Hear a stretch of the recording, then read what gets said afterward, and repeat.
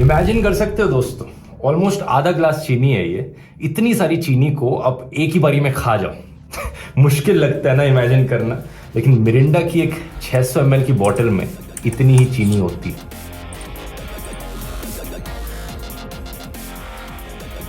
$82.8 grams to be specific।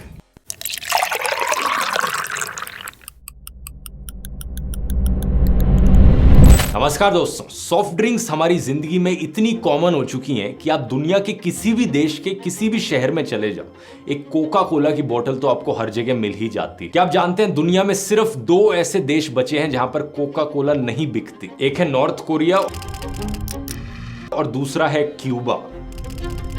बाकी सब देशों में सिनेमा हॉल से लेकर क्रिकेट मैच तक, कॉलेज कैंटीन से लेकर मैरिज फंक्शंस तक, बच्चों से लेकर बूढ़ों तक हर कोई ने हर जगह पीता दिखता है। कोका कोला की खुद की वेबसाइट के अकॉर्डिंग हर दिन 1.9 बिलियन सर्विंग्स बिकती हैं कोका कोला की। इमेजिन कर सकते हो ये नंबर कितना बड़ा है, और ये तो सिर्फ एक ड्रिंक की बात होने लग रही है। अगर आप सारी सॉफ्ट ड्रिंक्स को इंक्लूड करो, दुनिया भर में कितना लोग इन्हें पीते हैं। इसलिए आज के वीडियो में मैं आप सबकी आंखें खोलने वाला हूं, ये बताकर कि एक्चुअली में इन ड्रिंक्स के अंदर है क्या। खुद जानिए और फिर अपने परिवार और अपने दोस्तों को दिखाइए कि वो एक्चुअली में क्या पीने लग रहे हैं।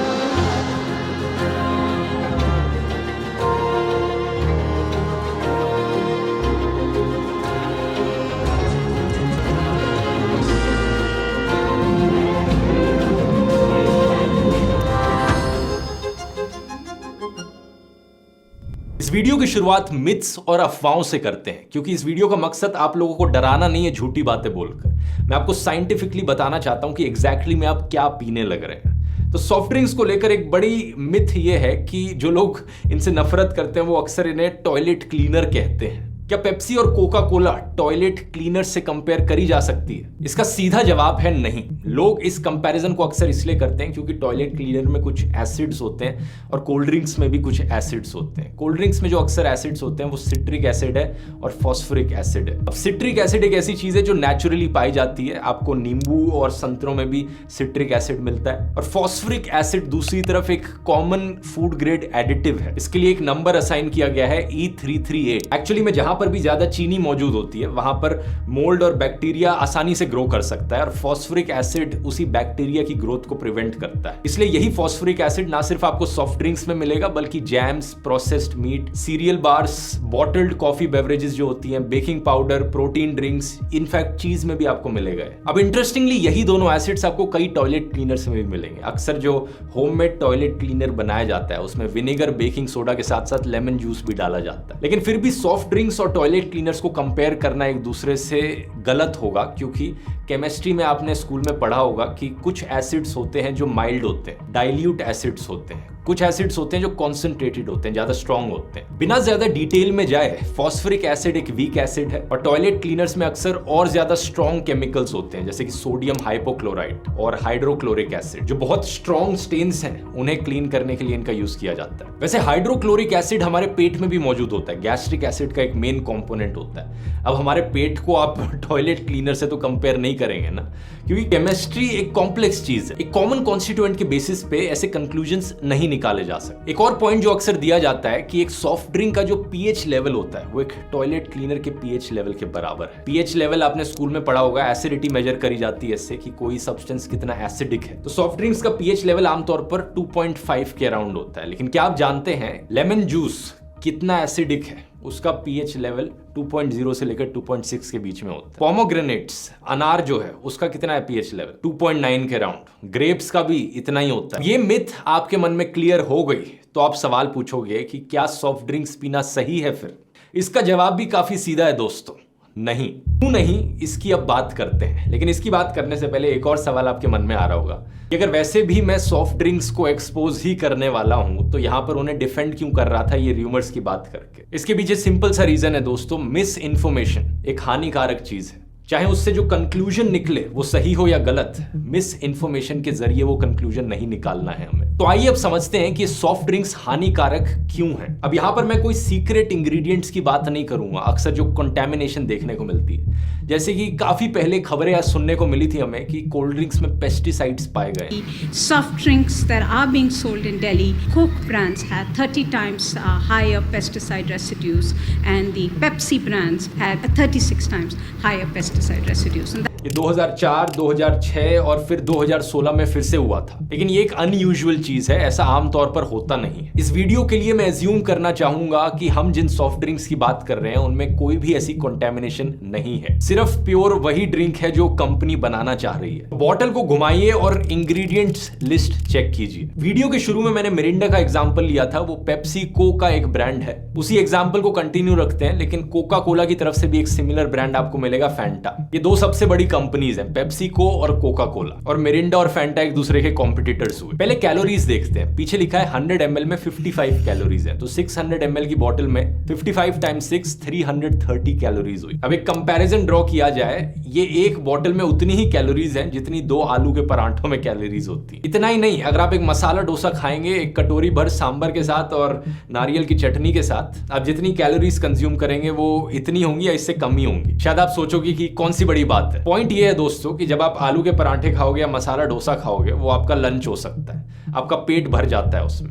लेकिन अगर आप ये एक बोतल कोका कोला की या मिरिंडा की पियोगे तो इससे पेट भरेगा क्या आपका? ये एक्स्ट्रा कैलोरीज फालतू की हैं। इसके बाद लंच या डिनर तो वैसे भी आपको करना ही पड़ेगा। ऊपर से बाकी नॉर्मल खाने में प्रोटीन्स होते हैं, सोडियम, पोटेशियम, विटामिन्स होते हैं, फाइबर्स होते हैं, फैट्स होते हैं, कई सारे न्यूट्रिएंट्स मिलते हैं। लेकिन इस बॉटल से क्या मिलता है आपको? खाली कैलोरीज जिनमें कोई न्यूट्रिएंट्स नहीं है और सिर्फ चीनी है, भरपूर चीनी है। इतनी सारी चीनी है कि आप यकीन नहीं कर सकते। मैंने कंपैरिजन के लिए यहां पर उतनी ही चीनी एक खाली ग्लास में डाली। 100 ml में 13.8 ग्राम चीनी होती है मिरिंडा में, तो एक पूरी बोतल में 13.8 टाइम्स 6 82.8 ग्राम चीनी, आधा ग्लास भर जाता है। इतनी चीनी आपको बहुत बीमार कर सकती है। आप पूछोगे कि कितनी एडिड शुगर एक आम इंसान के लिए नॉर्मल है खाना, तो इसका जवाब है 0। सही सुना आपने, एब्सोल्यूट 0। क्योंकि बात क्या है, हम यहाँ पर एडिड शुगर की बात कर रहे हैं, नेचुरल शुगर्स की बात नहीं कर रहे।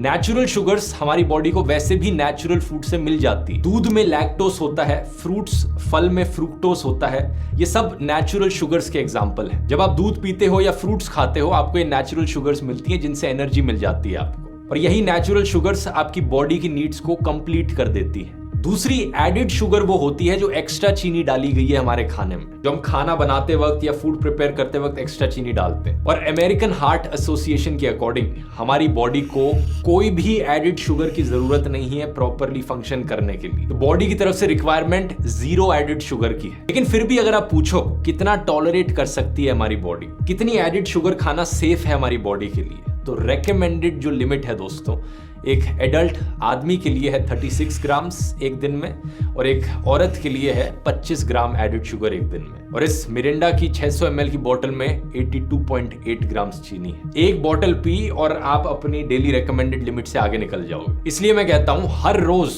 इतनी सारी एडिड शुगर आपको बहुत बीमार करने के लिए काफी है। इंस्टेंटली तो कुछ नहीं होगा आपको, 1-2 दिन आपने ऐसा कर लिया, ज्यादा कुछ नहीं होगा। लेकिन अगर आप दिन प्रतिदिन साल भर साल यही करते गए, इस एक्सेसिव एडिड शुगर की वजह से बाद में जाकर आपको जॉइंट्स में पेन होगा, स्किन एजिंग होगी, लिवर डैमेज होगा, टाइप 2 डायबिटीज होगा, पैनक्रियाज आपका ब्रेकडाउन कर जाएगा, किडनी फेलियर होगा, हार्ट अटैक का रिस्क कहीं ज्यादा बढ़ जाएगा, और फाइनली मोटापा, ओबेसिटी भी होगी। इस चीज को मैंने लास्ट में मेंशन किया है क्योंकि ज्यादातर लोग जब शुगर के बारे में सोचते हैं तो उन्हें लगता है कि क्या है, थोड़े मोटे ही तो हो जाएंगे, लेकिन बाकी सारी डिजीजेस इनके बारे में बहुत कम लोग जानते हैं कि ये सब भी एक्सेसिव शुगर की वजह से होते हैं। शुगर के बारे में सबसे खतरनाक बात यह है कि आप इससे ठीक उसी तरीके से एडिक्टेड हो सकते हो जिस तरीके से लोग ड्रग्स से एडिक्टेड होते हैं।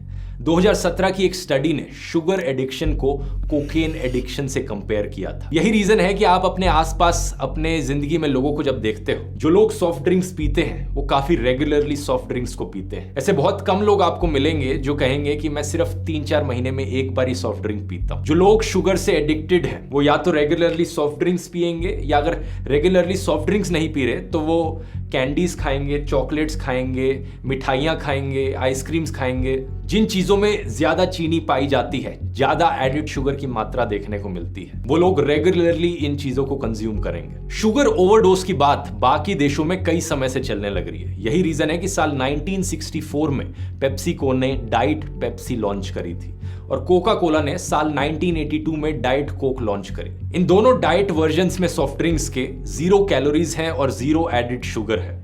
तो क्या इसका मतलब ये हुआ ये सेफ टू ड्रिंक है?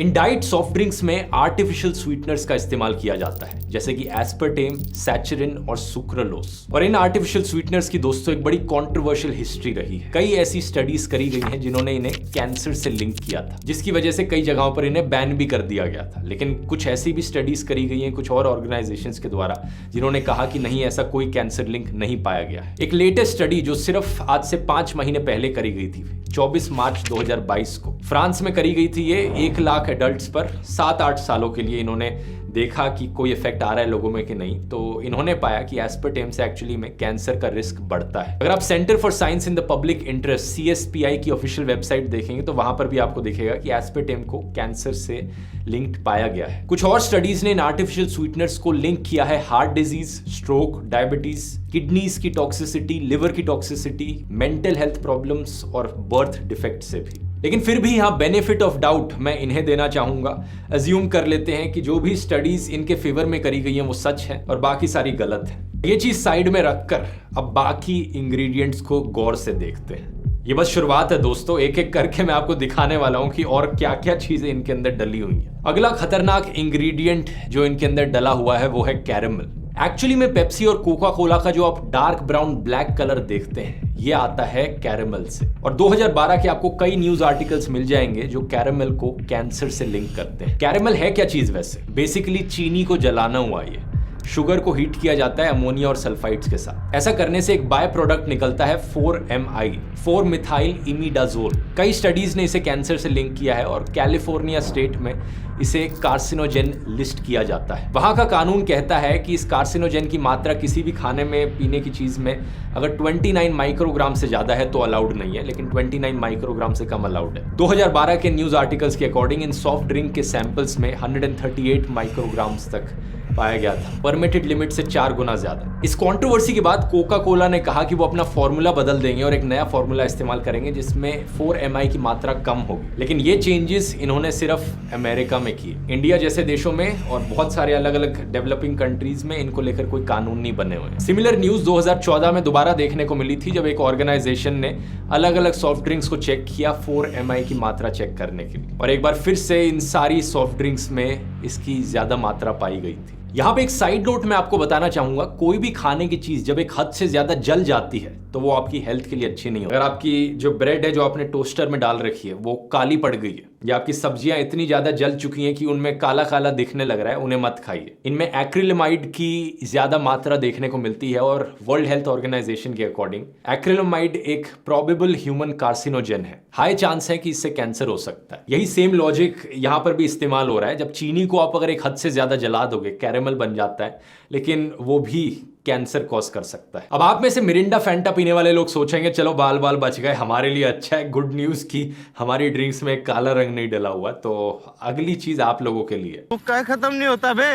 ये मिरिंडा और फैंटा जैसी ड्रिंक्स में ऑरेंज कलर कहां से आता है? ये लोग एक सिंथेटिक फूड कलर का इस्तेमाल करते हैं जिसका कोड नेम है E110। इसे सनसेट येलो FCF करके भी बुलाया जाता है और इसका केमिकल नेम है डायसोडियम 6 हाइड्रोक्सी 5,4 सल्फोफिनाइल आजो 2 नैफ्थलीन सल्फोनेट। चिंता मत कीजिए, एग्जाम में नहीं आएगा ये एक आजो डाई है जो एक्चुअली में पेट्रोलियम से लाई गई है, लेकिन ये आपकी लाइफ के लिए बहुत जरूरी है। साल 1973 में ही एक पीडियाट्रिक थे बेंजामिन फाइनगोल्ड। इन्होंने पाया कि आर्टिफिशियल फूड फ्लेवर्स जो हैं उनकी वजह से बच्चों में हाइपर एक्टिविटी देखने को मिलती है, बच्चों की अटेंशन पर भी फर्क पड़ता है। यही कारण है कि आज से 22 साल पहले साल 2000 में नॉर्वे, फिनलैंड और स्वीडन जैसे देशों ने इस सनसेट येलो FCF को बैन कर दिया था। बाकी देश इतने प्रोएक्टिव नहीं रहते इन चीजों को लेकर, क्या किया जाए। साल 2007 में साउथहैम्पटन यूनिवर्सिटी ने एक स्टडी करी थी। इन्होंने पाया कि इस E110 का लिंक है बच्चों में अटेंशन डेफिसिट से, बच्चों में हाइपर एक्टिविटी डिसऑर्डर देखने को मिलता है। इस रिसर्च स्टडी के बाद यूके की जो फूड स्टैंडर्ड्स एजेंसी है, अगले साल 2008 में उन्होंने इस इशू पर ध्यान देना शुरू किया। उन्होंने सरकार को रेकमेंड किया कि इन 6 आर्टिफिशियल कलर्स को बैन कर देना चाहिए खाने से। कोशिश करी कि यूरोपियन यूनियन तक ये बैन एक्सटेंड किया जा सके। 2010 में यूरोपियन यूनियन में ये रेगुलेशन लाई गई कि अगर किसी भी प्रोडक्ट में आर्टिफिशियल कलर्स पाए जाएंगे तो वहां पर एक लेबल लगाना पड़ेगा इन कंपनीज को, may have an adverse effect on activity and attention in children. इसके बाद काफी सारी कंपनीज ने एक्चुअली में ये डालना बंद कर दिया, लेकिन सिर्फ यूरोपियन यूनियन में, क्योंकि वहां पर इन्हें प्रॉब्लम हो रही थी इससे। एक बार फिर से बाकी सारे देशों में जहां पर ये रेगुलेशंस नहीं एग्जिस्ट करते, वहां पर ये कंपनीज इन रूल्स को एक्सप्लॉइट कर रही हैं और अभी भी सेम इंग्रेडिएंट्स का इस्तेमाल करने लग रही। इंडिया में अगर आप मिरिंडा की बोतल पर पीछे घुमाकर देखोगे तो आपको ये लिखा हुआ दिखेगा, contains permitted synthetic food colour bracket में 110 जैसा मैंने बताया कोड नेम है इसी सनसेट येलो FCF का। बड़ी चालाक हैं कंपनीज, हर देश में पैसे स्पेंड करती हैं कोर्ट केसेस फाइट करने के लिए। पेप्सिको की ऑफिशियल वेबसाइट के अकॉर्डिंग इन्होंने $3.6 मिलियन अमेरिका में स्पेंड किए हैं लॉबिंग रिलेटेड एक्टिविटीज के लिए। अब लॉबिंग अगर आप नहीं जानते, मेरी राय में ये बेसिकली लीगलाइज्ड करप्शन है। अमेरिका जैसे देशों में ये चीज लीगल है कि बड़ी बड़ी कंपनीज पैसे दे सकती हैं पॉलिटिकल पार्टीज को, ताकि पॉलिटिकल पार्टीज उसको उन कंपनीज के फेवर में जजमेंट्स दें, रूलिंग्स दें। ये कंपनीज हमेशा अपने प्रॉफिट के बारे में सोचती हैं, ना कि लोगों की हेल्थ के बारे में। जिन जिन देशों में रेगुलेशन नहीं एग्जिस्ट करती, वहां पर सस्ता कैंसर कॉजिंग सामान बेचते रहो, क्या फर्क पड़ता है। आज 2022 में भी इंडिया में कोई रेगुलेशन नहीं है E110 को लेकर। बहुत से पैकेटेड फूड आइटम्स में आपको ये देखने को मिलेगा। एक और ऐसा एग्जांपल है, अगला इंग्रेडिएंट हमारा प्रेजर्वेटिव E211। 211 यहां पर कोड है प्रेजर्वेटिव सोडियम बेंजोएट के लिए। 2005 में यूएसए के FDA ने कुछ प्राइवेट लैब में टेस्ट करवाए थे। इन्होंने पाया कि इन सॉफ्ट ड्रिंक्स में बेंजीन पाई गई। बेंजीन एक ऐसी गैस है जो गाड़ी के एग्जॉस्ट से निकलती है। कोयले को जलाओगे या तेल को जलाओगे तो ये गैस निकलती है, नॉर्मली कैंसर हो जाता है इससे। कोल्ड ड्रिंक के अंदर ये गैस कैसे पाई जा रही है? रिसर्च करी तो पाया गया कि ये जो बेंजोएट सॉल्ट्स हैं, जैसे कि ये प्रेजर्वेटिव सोडियम बेंजोएट, जब ये एस्कॉर्बिक एसिड से रिएक्ट करते हैं, एस्कॉर्बिक एसिड विटामिन C होता है, ये दोनों साथ में मिलकर बेंजीन बना देते हैं। इस रिएक्शन को बस हीट और लाइट की जरूरत है। जब भी ये बॉटल्स बाहर एक्सपोज होती हैं गर्मी में और रोशनी में, तो ये रिएक्शन हो जाता है इनके अंदर। 2007 में जब ये कंट्रोवर्सी उठी तो कोर्ट केसेस किए गए पेप्सिको और कोका कोला के अगेंस्ट।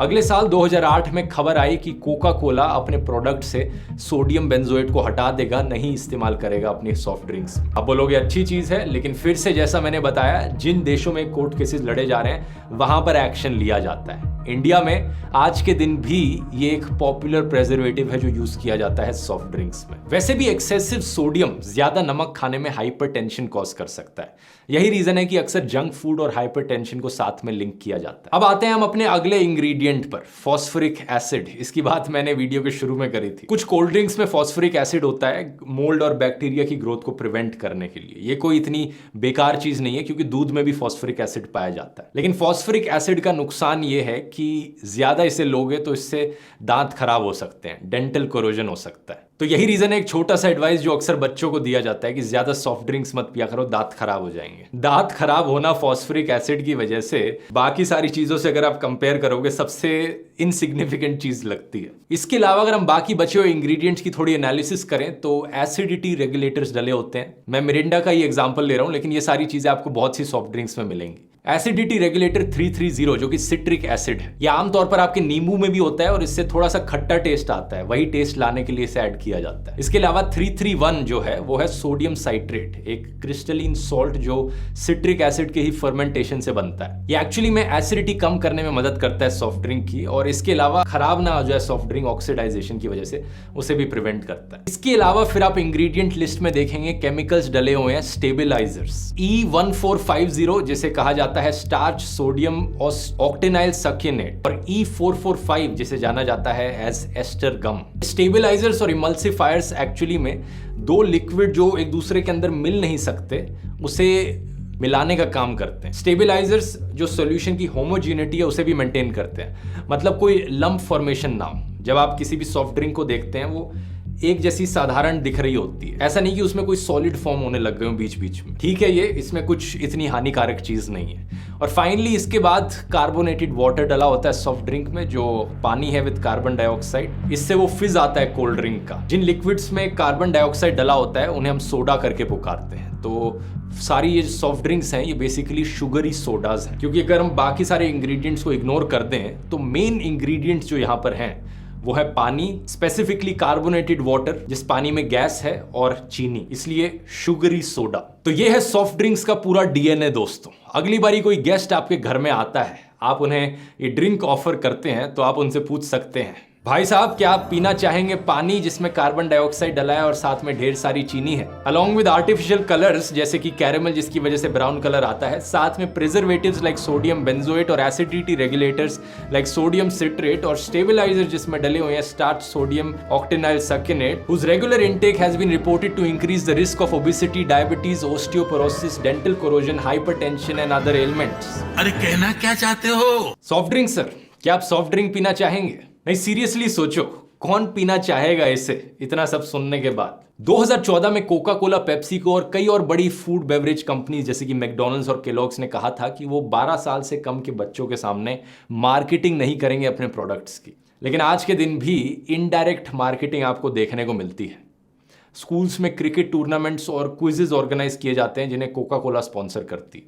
कोका कोला की खुद की एड्स में आपको बच्चे देखने को मिलते हैं। मतलब ये बच्चों के लिए मार्केटिंग नहीं करेंगे, लेकिन बच्चों के साथ मार्केटिंग करेंगे। कई सेलिब्रिटीज हैं जो अपनी आंखें खोल रहे हैं इन चीज़ों को लेकर, जैसे कि विराट कोहली ने कहा था कि वो अपना पेप्सिको का जो कॉन्ट्रैक्ट है उसे रिन्यू नहीं करेंगे क्योंकि वो कोई ऐसी चीज़ इंडोर्स नहीं करना चाहते जो वो खुद कंज्यूम नहीं करते। 2014 में अमिताभ बच्चन ने भी कहा था कि उन्होंने पेप्सी की ऐड करनी बंद कर दी जब एक छोटी बच्ची ने उनसे एक स्कूल इवेंट में पूछा कि वो ऐसी चीज़ क्यों इंडोर्स करते हैं जिसे टीचर पॉइजन बताती है। लेकिन एक बड़ी लंबी लिस्ट है सेलिब्रिटीज और स्पोर्ट्समैन की जो एक्चुअली में आज के दिन तक इन कंपनीज को इंडोर्स करने लग रहे हैं, प्रमोट करने लग रहे हैं। इस वीडियो के थ्रू मैं उनकी आंखें खोलना चाहूंगा कि ये चीजें करना बंद करो। वैसे यहाँ पर मार्केटिंग और ब्रांडिंग से लेकर कुक्कू एफएम पर एक ऑडियो बुक रेकमेंड करना चाहूंगा आपको, management lessons from iconic brands of India. Kuku FM 50% off मिलेगा, लेकिन ये वाला डिस्काउंट सिर्फ पहले 1000 सब्सक्राइबर्स के लिए ही वैलिड है जो डिस्क्रिप्शन में दिए गए लिंक पर क्लिक करेंगे।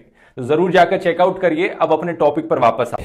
और आप लोग सॉल्यूशन का इंतजार कर रहे होंगे हमेशा की तरह, और सॉल्यूशन भी देना चाहूंगा मैं आपको। इतना आसान नहीं है शुगर एडिक्शन को खत्म करना, क्योंकि अगर आप अपने आप से कहोगे कि मैं सिर्फ 3-4 महीने में एक बार इन्हें पीऊंगा, उससे क्या कौन सी बड़ी चीज है। ये 3-4 महीने 1-2 महीने में बदल जाएंगे, फिर कुछ हफ्ते में, और फिर आप बाकी शुगरी आइटम्स कंज्यूम करने लग जाओगे। शुगर एडिक्शन को फाइट करना बहुत जरूरी है। इसलिए अगर आप सोच रहे हो कहीं फ्रेश फ्रूट जूस और नींबू पानी इसका ऑल्टरनेटिव हो सकते हैं, तो ये गलत है दोस्तों। हाँ, ये चीज सच जरूर है कि फ्रेश फ्रूट जूसेस और नींबू पानी में आपको ये सारे केमिकल्स नहीं मिलेंगे, कैंसर कॉजिंग चीजें नहीं मिलेंगी, लेकिन शुगर फिर भी आपको मिलेगी। नींबू पानी जैसी चीजों में भी एडिड शुगर होती है, और फ्रेश फ्रूट जूसेस इतने कॉन्सेंट्रेटेड होते हैं कि एक ग्लास अगर आपको ऑरेंज जूस निकालना है तो कम से कम 6 संतरे चाहिए होंगे।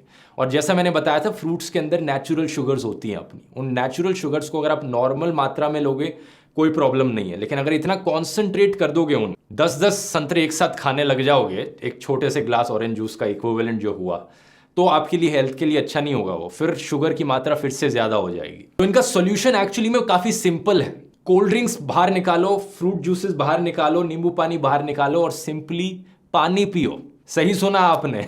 अगर अगली बारी पिज्जा बर्गर ऑर्डर करते हो या कुछ भी खाना खाते हो और आपको लगता है कि सॉफ्ट ड्रिंक पीनी चाहिए या कुछ शुगरी ड्रिंक पीनी चाहिए, छोड़ो इन सब चीजों को, पानी पियो, सादा पानी। ये चीज मैंने अपनी खुद की जिंदगी में ट्राई करके देखी है, आज से कई साल पहले इंप्लीमेंट करी थी, और सच बता रहा हूं, अगर एक बारी आपको आपके टेस्ट बड्स को आदत लग जाती है ना शुगर हटाने की, तो बाद में शुगर आपको पसंद नहीं आएगी। कुछ हफ्ते का समय जरूर लगेगा कि आप पानी से जब आप इन सॉफ्ट ड्रिंक्स को रिप्लेस करने लगेंगे, आपके टेस्ट बड्स को आदत लगानी पड़ेगी। लेकिन आज के दिन जब मैं हर जगह पानी पीने की कोशिश करता हूं ज्यादा से ज्यादा सॉफ्ट ड्रिंक्स के कंपैरिजन में, मुझे सही में आदत लग गई है। आपको भी आराम से आदत लग सकती है सीधा साफ पानी पीने की। ट्राई करके देखिए अपनी जिंदगी में, और इस वीडियो को शेयर कीजिए ताकि ज्यादा से ज्यादा आपके परिवार के लोग और दोस्तों तक ये इन्फॉर्मेशन पहुंच सके और सब अपनी हेल्थ का ध्यान रख पाए अच्छे से। वीडियो पसंद आया, बाकी और प्लेलिस्ट में वीडियोस देख सकते हैं ऐसे ही और एजुकेशनल इन्फॉर्मेशन के लिए। बहुत बहुत धन्यवाद।